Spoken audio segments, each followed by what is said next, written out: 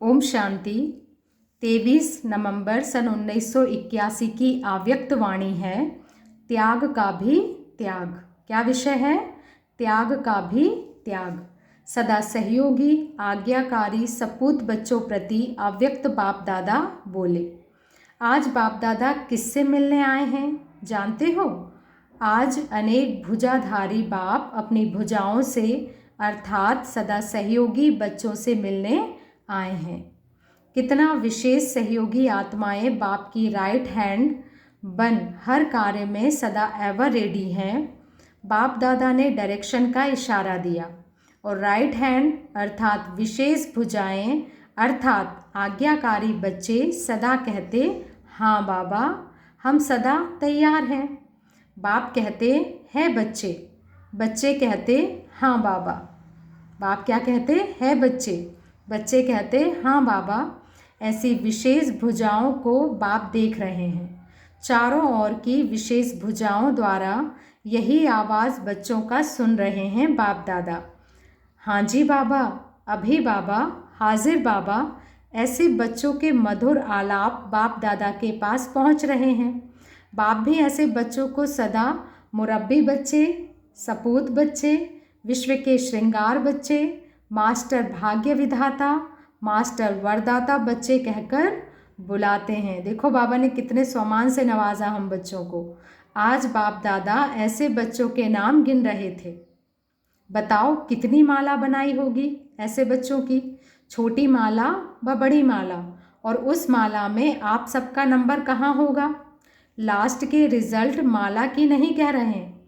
क्या कहा बाबा ने? लास्ट के रिजल्ट माला की नहीं कह रहे हैं। वर्तमान समय ऐसे राइट हैंड्स कितने हैं वह माला बना रहे हैं।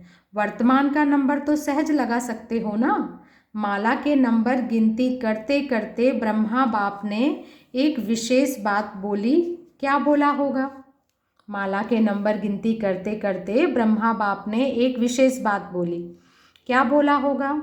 आज विशेष विषय राइट हैंड अर्थात सहयोग का था। क्या बात बोली? आज विशेष विषय राइट हैंड अर्थात सहयोग का था। इसी सहयोग की विषय पर आज प्रवृत्ति में रहते, प्रवृत्ति की वृत्ति से परे रहने वाले, व्यवहार में रहते, अलौकिक व्यवहार का सदा ध्यान रखने वाले ऐसे न्यारे और बाप के प्यारे विशेष बच्चों की विशेषता देख रहे थे। कौन देख रहे थे? बाप दादा। वायुमंडल की अग्नि के सेक से भी परे, अंडरलाइन करेंगे, वायुमंडल की अग्नि के सेक से भी परे ऐसे अग्नि प्रूफ बच्चे बाप दादा ने देखे। आज ऐसे डबल पाठधारी लौकिक में अलौकिकता का पाठ बजाने वाले बच्चों की महिमा कर रहे थे। क्या कहा बाबा ने? आज ऐसे डबल पाठधारी लौकिक में अलौकिकता का पाठ बजाने वाले बच्चों की महिमा कर रहे थे। डबल पाठधारी की एक यह विशेषता वर्णन हुई कि कई ऐसे अनासक्त बच्चे भी हैं जो कमाते हैं, सुख के साधन जितने जुटाना चाहे इतना जुटा सकते हैं, लेकिन साधारण खाते, साधारण चलते, साधारण रहते। क्या कहा बाबा ने? बच्चे सुख के साधन जितना जुटाना चाहे उतना जुटा सकते हैं, लेकिन फिर भी साधारण खाते, साधारण चलते, साधारण रहते। पहले अलौकिक सेवा का विशेष हिस्सा निकालते हैं, लौकिक कार्य, लौकिक प्रवृत्ति, लौकिक संबंध संपर्क निभाते भी हैं, लेकिन अपनी विशाल बुद्धि के कारण नाराज भी नहीं करते और ईश्वरीय कमाई के जमा का राज जानते हुए विशेष हिस्सा राजयुक्त हो निकाल भी लेते हैं। तो देखो कितनी महानता है ऐसे बच्चों की। बाबा कहते हैं इस विशेषता में गोपिकाएं भी कम नहीं हैं। ऐसी ऐसी गुप्त गोपिकाएं भी हैं जो लौकिक में हाफ पार्टनर कहलाती हैं, लेकिन बाप के साथ सौदा करने में फुल पार्टनर है। ऐसी सच्ची दिल वाली फ्राक दिल गोपिकाएं भी हैं तो पांडव भी हैं। सुनाया ना? आज ऐसे बच्चों के नाम गिन रहे थे। आज बाप दादा वतन में बैठकर ऐसे ऐसे बच्चों के नाम गिन रहे थे। ऐसे भी एक नामी और इकोनॉमी वाले बच्चे माला के देखे जो अपने सर्व खजानों को जैसे समय, शक्तियाँ और स्थूल धन लौकिक में इकोनॉमी कर अलौकिक कार्य में फ्राक दिली से लगाते हैं। अपने आराम का समय भी अपने आराम के लिए नहीं, धन का हिस्सा होते हुए भी 75% अलौकिक कार्य में लगाते हैं और निमित्त मात्र लौकिक कार्य को निभाते हैं। ऐसे त्यागवान बच्चे सदा अविनाशी भाग्यवान हैं। ऐसे त्यागवान बच्चे सदा अविनाशी भाग्यवान हैं। लेकिन ऐसे युक्ति युक्त पाठ बजाने वाले ज़्यादा संख्या में नहीं थे। क्या कहा बाबा ने? ऐसे युक्ति युक्त पाठ बजाने वाले बच्चे ज़्यादा संख्या में नहीं थे। उंगलियों पर, बाबा कहते अंगुलियों पर गिनने वाले थे। फिर भी डबल पाठधारी ऐसी विशेष आत्माओं की महिमा ज़रूर वर्णन हुई। ये पहले नंबर के बच्चे। अब बाबा दूसरे नंबर के बच्चों की बातें करते हैं। दूसरे नंबर के बच्चे भी थे जो करते भी हैं लेकिन सेकंड नंबर बन जाते। इसी गुप्त दान, महादान, गुप्त महादानी की विशेषता है। त्याग के भी त्यागी, त्याग के भी त्यागी। बाबा कहते हैं जो श्रेष्ठ कर्म का फल प्राप्त होता है उसका प्रत्यक्ष फल है सर्व द्वारा महिमा होना।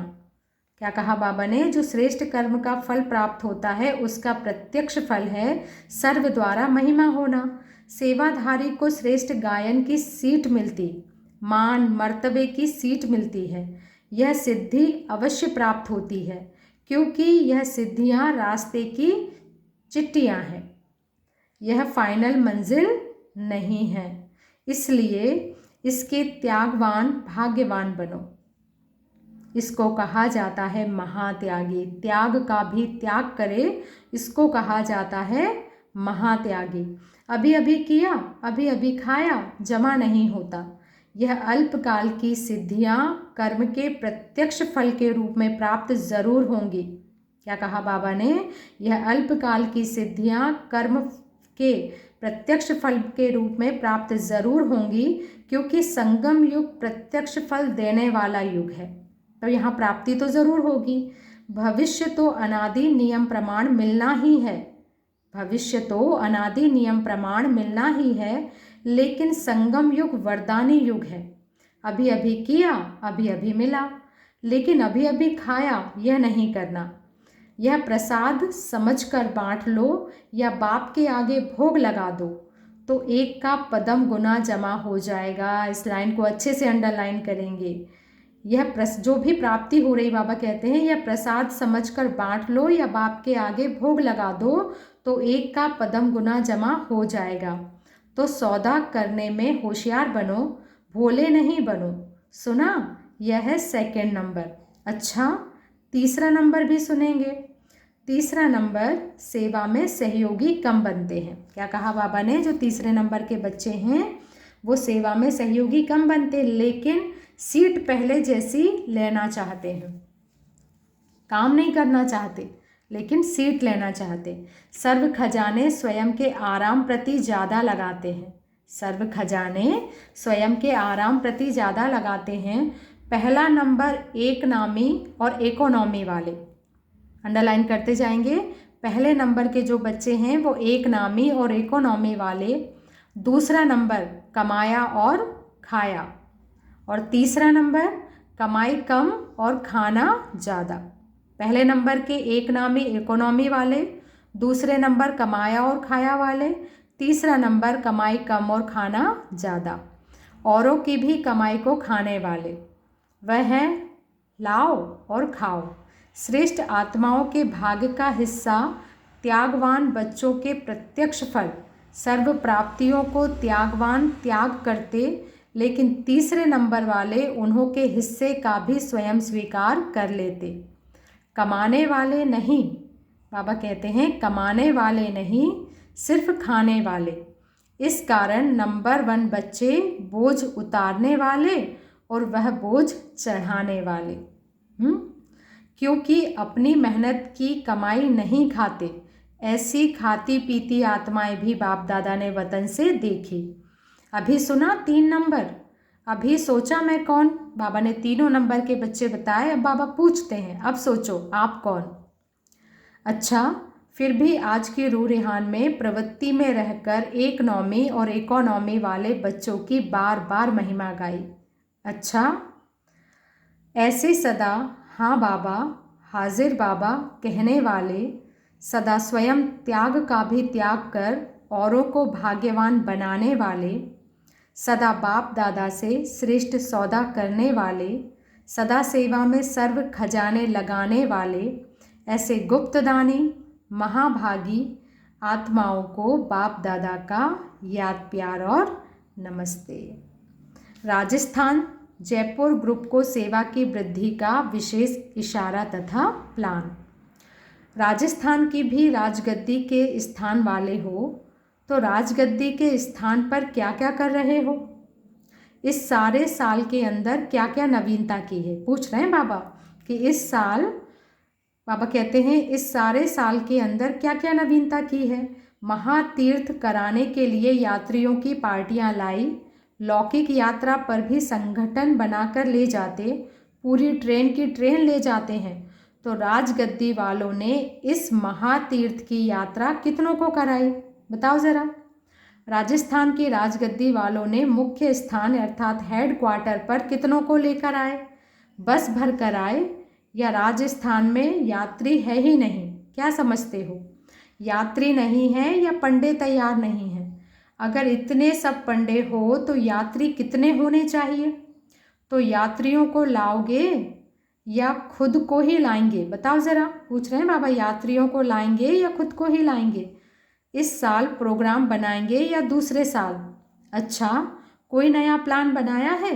जैसे जयपुर का इंटरनेशनल स्थान है तो कम से कम, क्या कहा बाबा ने? जैसे जयपुर का इंटरनेशनल स्थान है तो कम से कम यह विशेषता जरूर करो जो अब तक कोई ने नहीं की हो।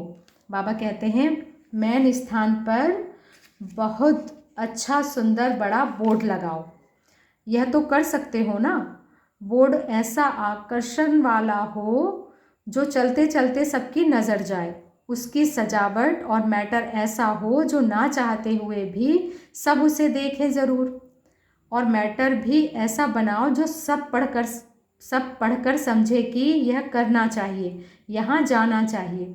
ऐसे चलते चलते संदेश मिलता रहे, एड्रेस हो और वहाँ का विशेष निमंत्रण भी हो।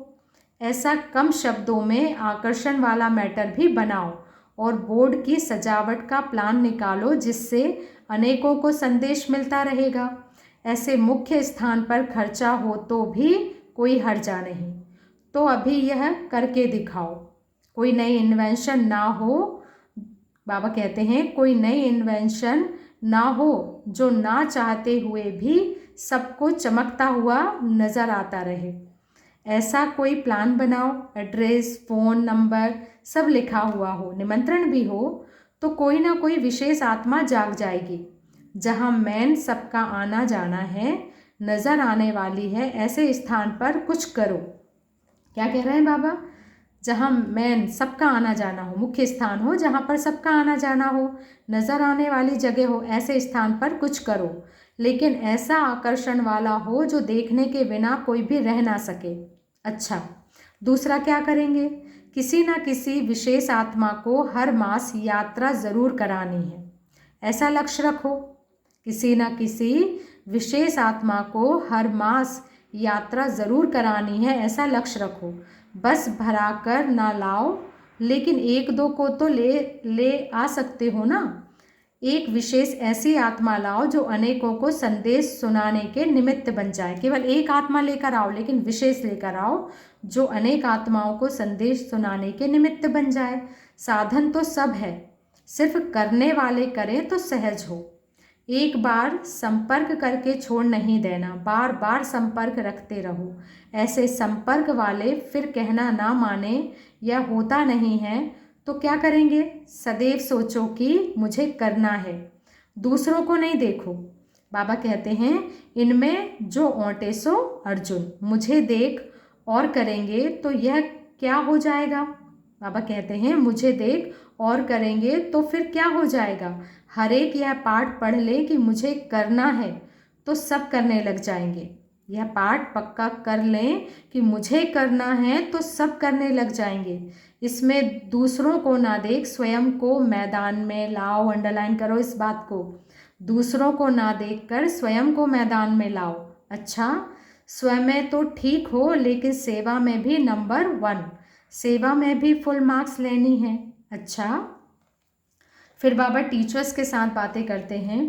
टीचर्स को डबल चांस मिला है। डबल इसलिए मिल रहा है कि अनेकों को बांटेंगे, क्योंकि शिक्षक अर्थात सदा औरों की सेवा के लिए जीने वाली, शिक्षक अर्थात सदा औरों की सेवा के लिए जीने वाली, शिक्षक की जीवन सदा औरों को सिखाने के लिए होती है, स्वयं के प्रति नहीं लेकिन सेवा के प्रति।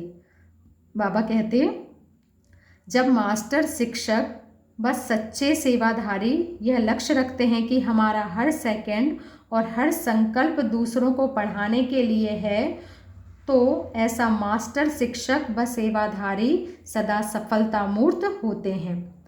जीना ही सेवा है, चलना ही सेवा है, बोलना सोचना सब सेवा है। हर नस नस में सेवा का उमंग और उत्साह भरा हुआ हो। जैसे नसों में खून चलता है तो जीवन है, ऐसे सेवाधारी अर्थात हर नस यानी हर संकल्प, हर सेकंड में सेवा के उमंग उत्साह का खून भरा हुआ हो। इन सब बातों को अच्छे से अंडरलाइन करेंगे। ऐसे ही सेवाधारी होना। गुड नाइट करें तो भी सेवा, गुड मॉर्निंग करें तो भी सेवा। इसमें स्व की सेवा स्वतः समाई हुई है। बाबा कहते हैं दूसरों की सेवा करने में स्व की सेवा स्वतः ही समाई हुई है, तो इसको कहा जाता है सच्चे सेवाधारी। सेवाधारी के स्वप्न भी कौन से होंगे? बाबा पूछ रहे हैं बच्चे, सेवाधारी के सपने भी कौन से होंगे? सेवा के होंगे। स्वप्न में भी सेवा करते रहेंगे। ऐसे ही हो ना? बाबा हमसे पूछते बच्चे आप ऐसे ही हो ना? सेवाधारियों को लिफ्ट भी बहुत बड़ी है। अनेक दुनिया के बंधनों से मुक्त हो, यहाँ ही जीवन मुक्त स्थिति की प्राप्ति है। सेवाधारी का अर्थ ही है बंधन मुक्त, जीवन मुक्त। क्या कहा बाबा ने? सेवाधारी का अर्थ ही है बंधन मुक्त, जीवन मुक्त। कितने हद की जिम्मेवारियों से छूटे हुए हो, और अलौकिक जिम्मेवारी भी बाप की ही है, इससे भी छूटे हुए हो। सिर्फ सेवा किया, आगे चलो। आपको काम ही कितना है? सिर्फ सेवा किया, आगे चलो। जिम्मेवारी का बोझ नहीं है। क्या किसी के ऊपर कोई बोझ है? सेंटर का बोझ है क्या? सेंटर को चलाने का बोझ नहीं है। यह फिक्र नहीं रहता है कि जिज्ञासु कैसे आवे? रहता है। बाबा पूछ रहे हैं जिज्ञासु कैसे आवे? तो बोझ हुआ ना। सफलता भी तब होगी जब यह समझो कि मैं बढ़ाने वाली नहीं हूँ, लेकिन बाप की याद से स्वतः बढ़ेगी। कितनी अच्छी बात कह रहे हैं बाबा। सेंटर को बढ़ाने वाली मैं नहीं हूँ, लेकिन बाप की याद से स्वतः बढ़ेगी। मैं बढ़ाने वाली हूँ तो बढ़ नहीं सकती। बाप को बोझ दे देंगे तो बढ़ती रहेगी। इसलिए इससे भी निस्फुरने रहना है, यानी कि निश्चिंत रहना है। जितना स्वयं हल्के होंगे उतना सेवा और स्वयं सदा ऊपर चढ़ती रहेगी। जितना स्वयं हल्के होंगे उतने सेवा और स्वयं सदा ऊपर चढ़ती रहेगी, अर्थात उन्नति को पाती रहेगी। जब मैंपन आता है तो बोझ हो जाता है और नीचे आ जाते हो। जब मैंपन आता है तो बोझ आता है और नीचे हो जाते हो। इसलिए इस बोझ से भी निश्चिंत, सिर्फ याद के नशे में सदा रहो। बाप के साथ कंबाइंड सदा रहो। तो जहाँ बाप कंबाइंड हो गया वहाँ सेवा क्या है? बताओ ज़रा। बाप के साथ सदा कंबाइंड रहो तो जहाँ बाप कंबाइंड हो गया वहाँ सेवा क्या है? स्वतः हुई पड़ी है। अनुभवी होना। तो शिक्षक अर्थात सेवाधारी को यह भी लिफ्ट हो गई ना। याद में रहो और उड़ते रहो। सेवा के निमित्त हैं। करावनहार करा रहा है तो हल्के भी रहेंगे और सफलता मूर्त भी रहेंगे, क्योंकि जहाँ बाप है वहाँ सफलता है ही। जहाँ बाप है वहाँ सफलता है ही। अच्छा, बाप दादा अपनी हमजिन्स को देखकर खुश होते हैं। मास्टर भाग्य विधाता हो, भाग्य विधाता को याद कर अनेकों के भाग्य की तकदीर की लकीर खींचने वाले हो। संतुष्ट तो सदा हो ही, पूछने की ज़रूरत है क्या? बाबा पूछते हैं, संतुष्ट तो सदा हो, इसमें पूछने की ज़रूरत है क्या? मास्टर शिक्षक से पूछना यह भी इंसल्ट हो जाएगी। हम सब बच्चे मास्टर शिक्षक हैं, तो बाबा पूछ रहे हैं कि मास्टर शिक्षक से पूछना भी इंसल्ट हो जाएगी ना। सदा संतुष्ट हो और सदा रहेंगी। अच्छा, महाराष्ट्र और राजस्थान का मेला पूरा हुआ। यह दिन भी ड्रामा में लिपटता जा रहा है। यह दिन भी ड्रामा में लिपटता जा रहा है। फिर कब आएगा? हर घड़ी का, हर सेकंड का अपना अपना महत्व है। बच्चे अंडरलाइन करेंगे इस बात को। हर घड़ी का, हर सेकंड का अपना अपना महत्व है। संगम युग है ही महत्व का युग, महान बनने का युग और महान बनाने का युग। इसलिए संगम के हर सेकंड का महत्व है। संगम पर शिक्षक अर्थात सेवाधारी बनने का भी महत्व है। संगम पर शिक्षक अर्थात सेवाधारी बनने का भी महत्व है। प्रवृत्ति में रहकर न्यारे रहने का भी महत्व है। प्रवृत्ति में रहकर न्यारे रहने का भी महत्व है। गोपिकाएं बनने का भी महत्व है। पांडव बनने का भी महत्व है। सबका अपना अपना महत्व है। लेकिन निमित्त शिक्षक को चांस बहुत अच्छा है। निमित्त शिक्षक को चांस बहुत अच्छा है। तो सभी चांस लेने वाली हो ना। बाबा निमित्त शिक्षकों से पूछ रहे हैं कि बच्चे चांस लेने वाले हो ना। अच्छा, ओम शांति। शुक्रिया बाबा, शुक्रिया।